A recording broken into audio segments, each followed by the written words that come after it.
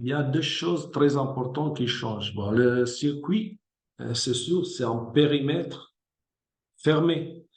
Donc, c'est beaucoup plus facile parce que il y a un circuit permanent. C'est une chose différente. Il y a un circuit dans la ville parce que là-bas, il y a tous en organisation pour mettre en place les circuits au niveau d'infrastructure. Mais circuit en permanence comme Spa, c'est sûr que l'organisation, c'est plus facile. Et au niveau de, je veux dire, de promotion, d'organisation, ils prennent beaucoup moins de temps. Pour l'organisation d'un rallye, la chose plus difficile, c'est de trouver les accords avec toutes les autorités locales pour utiliser les routes pour le rallye.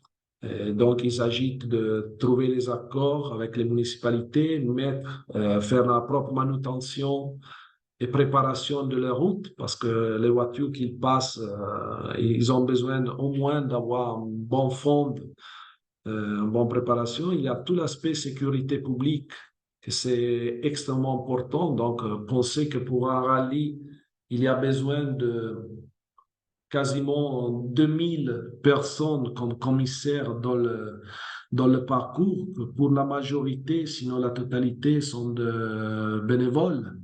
Donc, c'est une organisation très importante. Il y a moins de possibilités de générer de chiffre d'affaires parce qu'il n'y a pas normalement de tickets, donc de billets ou des tribunes.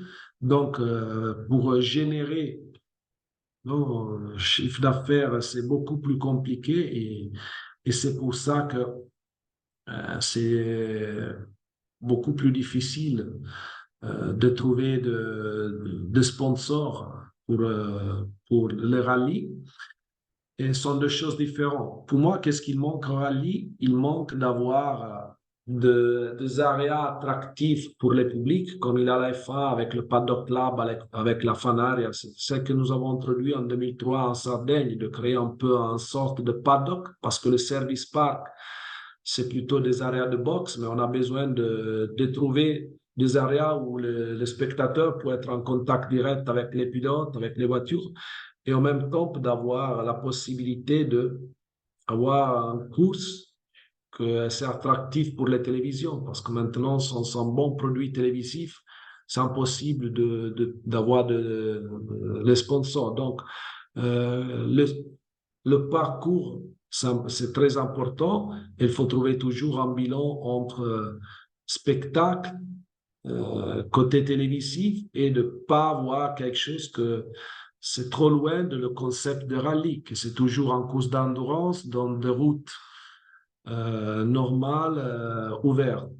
Donc, je pense que le travail de promoteur de rallye, dans certaines manières, c'est beaucoup plus compliqué si les moyens sont inférieurs.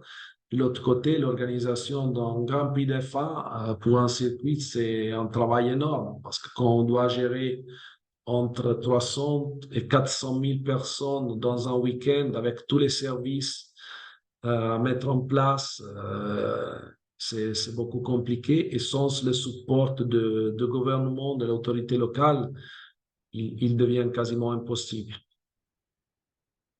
Donc, deux choses très différentes avec des similarités, mais les deux impliquent une grosse organisation qui commence normalement le 12 mois avant la course.